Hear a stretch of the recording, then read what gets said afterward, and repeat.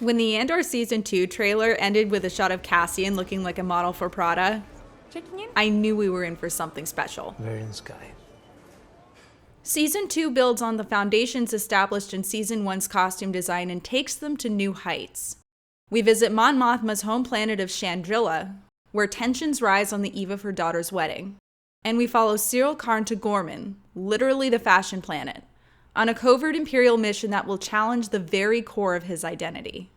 In this video, we'll break down how Andor's masterful styling brings the complex cultures of Chandrila and Ghorman to life, by using inspiration from real-world cultures and by examining the relationship between the individual and the collective, who fits in and who stands out.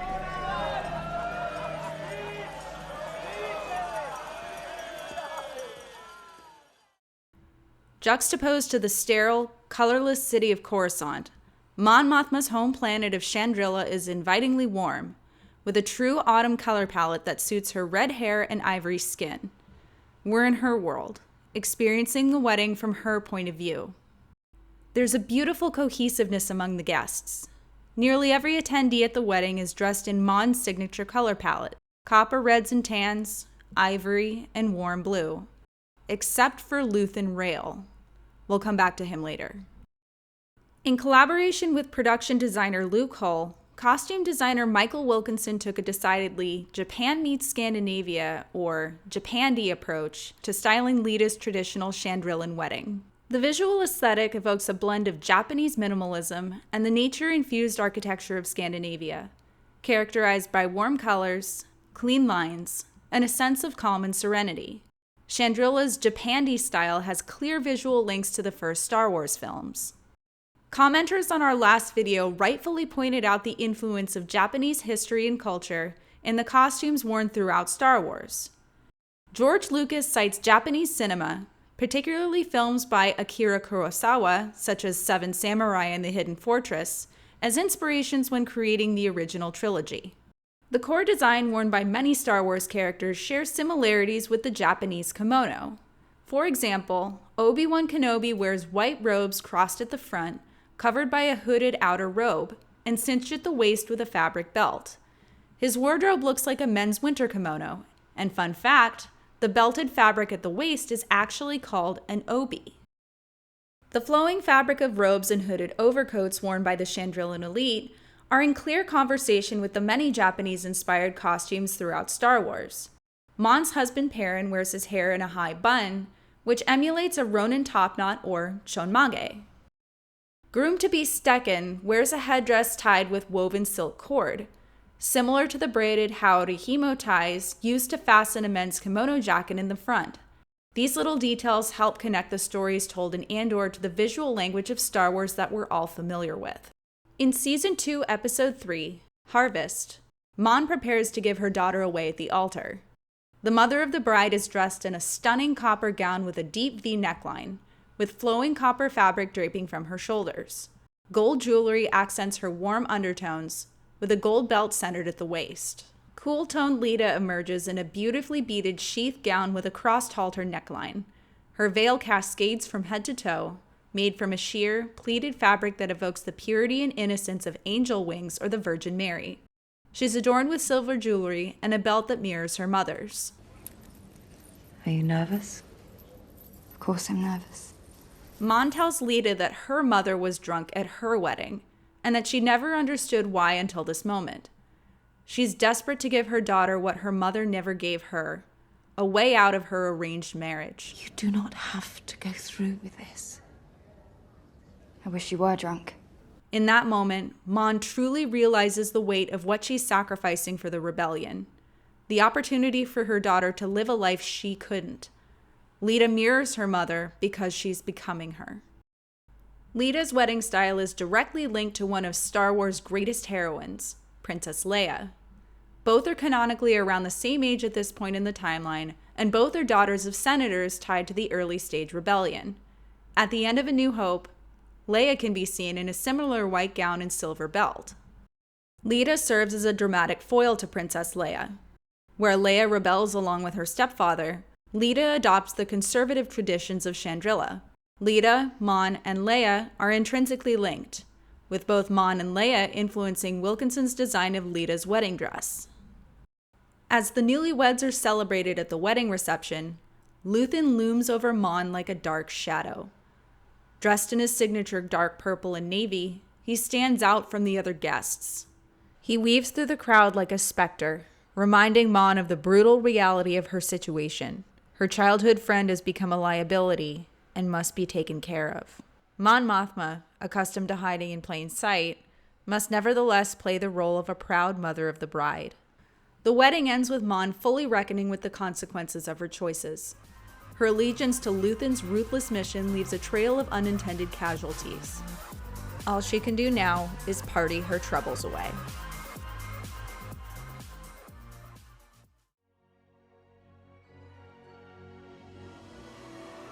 Across the galaxy, Season 2 takes us to the planet of Ghorman. Wilkinson got to really strut his stuff by designing the costumes for the Star Wars equivalent of Paris or Milan.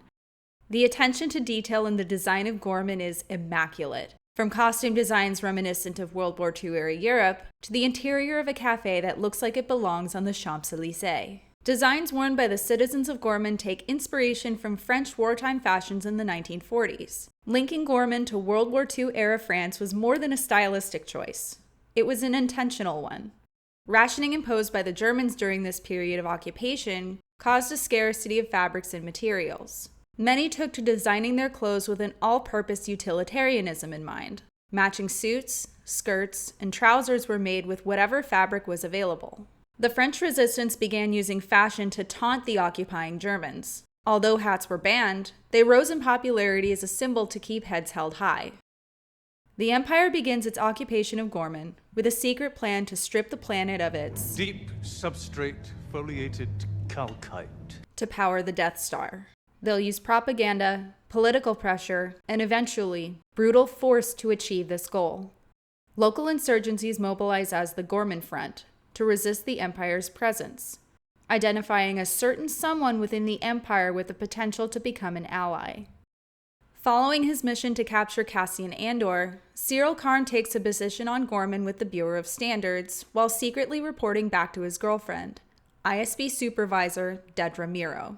Cyril, with his perfectly coiffed hair and pristine attention to dress, fits in well among the stylish Ghor. He receives an invitation to an underground town hall meeting. Cyril stands among the Ghor as members of the community express their unease with the Empire's presence. He blends in, absorbing the energy of the crowd and truly listening to their fears. What do you think? It's very passionate. After the meeting, he's introduced to the leader of the Ghorman Front, Caro Rylance.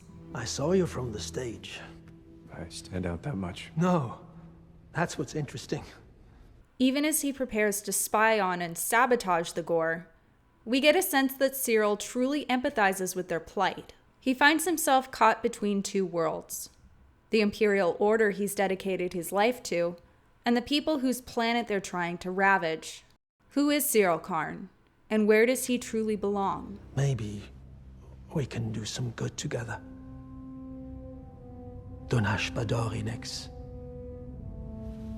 Doinex.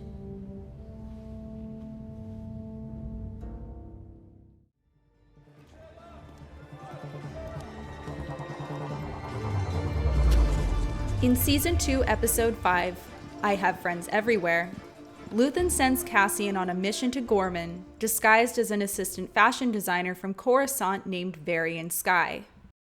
Wilkinson was quoted as a very proud costume designer on the creation of this alter ego. He said, "Varian has to pretend to be sourcing fabrics and getting ideas together for his next collection, since Ghorman is a planet that produces beautiful fabrics. It's so the polar opposite of Cassian's regular, rough, gritty look." Varian Sky graces our screens as style incarnate. Sleek hair, a dark suit, and a white-collared shirt accent Diego Luna's wintry contrast. He's accessorized with a gold and silver brooch, luxurious leather shoes and gloves, and sunglasses that look straight out of a Balenciaga collection. Varian has arranged a meeting with Rylance to assess whether the Ghormans are ready to join the rebellion. Rylands, with light blue eyes, silver hair, and low contrast, is styled in whites and slate gray. His styling stands out against the warm, deep tones worn by the Ghor. He's a fashion expert and knows what colors work best on him. He tells Varian about their supposed informant. Cassian isn't impressed. Feeding false information is what they do. You're aware of that. They're pretty good at it. The information is reliable. The Ghor underestimate the Empire's cunning tactics, their white coats symbolizing their naivete. Cassian, in his dark blue suit and cape, has real experience with the evils of the Empire. He's jaded and can sense that the Ghormans are not prepared for what's coming. Cassian standing out among the Ghor mirrors Luthen standing out at Leda's wedding. Luthen relishes the idea of Ghorman in full rebellion against the Empire, even though the Ghor know nothing about fighting and will be crushed. Cassian would rather protect innocent lives. If it goes up in flames, It will burn very brightly. I'll skip this one. Back on Coruscant, we're given a rare view of what domestic life looks like when Imperial officers are off duty. In Season 2, Episode 3, Harvest, Cyril and Dedra prepare their apartment for the arrival of Cyril's mother, Edie. The space looks exactly as you'd expect. Sterile white walls, furniture, and appliances with accents of Imperial gray. The couple's wardrobe follows this aesthetic. Dedra Miro, played by Denise Goff, has sharp features, cool undertones, and low contrast in her icy blonde hair and blue eyes. She's one of the few color seasons who can pull off pure white. Her garments range from flowing, monochromatic silk to structured black suits. Dedra's sleek, cold, minimalist wardrobe is an extension of her embodiment of the Empire's values. A black and white morality lacking in empathy or humanity. Cyril's tailored gray suit and high-collared white shirt follow the Imperial couple's design aesthetic. His rigid perfectionism reflected in a flawless presentation, not a hair or fork out of place. And then here comes Edie. Mother, you're dripping. Draped in bright reds and oranges, with dangling gold earrings and a gold barrette accenting her warm brown hair. She's a burst of fire in Cyril and Dedra's cold, white world. By the end of dinner, Cyril has had enough of his mother's antics. At Edie's suggestion that Dedra toughen him up, Dedra takes her own approach. I have a different plan in mind. But when I say the word plan, that makes it sound optional, which is not the impression you should be taking away. This game ends now. You want Cyril in your life, you will think before you speak. Much like the Empire, individuality is not tolerated in Dedra's domain. You either bend to her will or leave. Edie's fire is quickly snuffed out.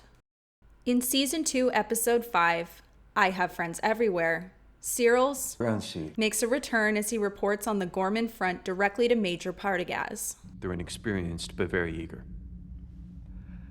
How often those attributes align? Once again, Wilkinson made a deliberate choice to style Cyril in a brown suit. He clearly stands out from Dedra and Partagaz. He thinks he's serving a broader plan to lure outside agitators to Ghorman. He has no idea that he's being deceived by everyone in that room. Excellent work, Cyril. For Cyril, it's the best day of his life. It's a shame he doesn't realize that he's not truly one of them. In this scene from Season 2, Episode 8, Who Are You?, Cyril walks among Ghorman protesters towards a demonstration in Palmo Square. He wears his imperial white shirt and black tie, covered by a brown coat. We see the Ghor in a unified color palette, deep autumn.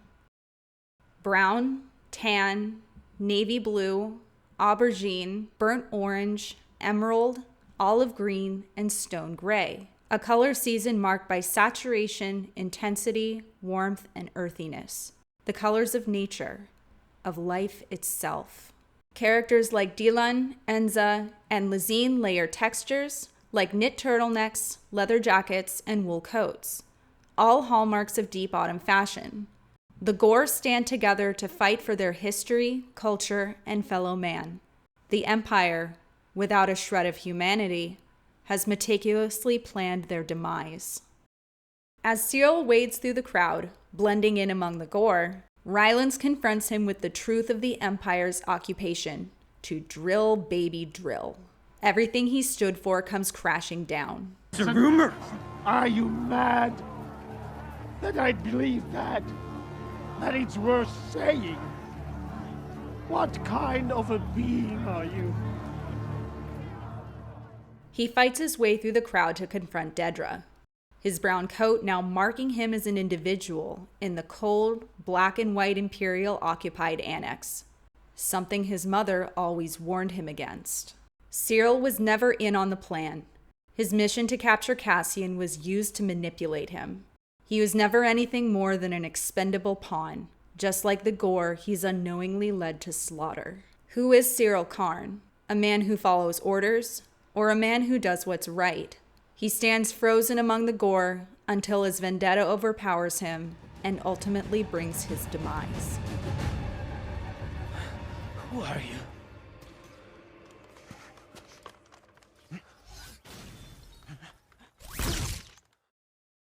Andor is Star Wars at its best. The series functions as the perfect connective tissue between the prequels, Rogue One, and the original trilogy. But more importantly, the power of Andor's message rings so true to the times we're living in, what we stand to lose under authoritarianism, and the sacrifices we make to fight for a better future. The series uses masterful styling to elevate the narrative to a level of prestige on par with TV's best, using costume design to represent tradition, express individuality, show solidarity, and examine the foundations of what we stand for. Styling is more than just wearing nice clothes. It can reflect who you are, where you are, and what you want. It can also bring people together. I have friends everywhere. Thank you so much for watching.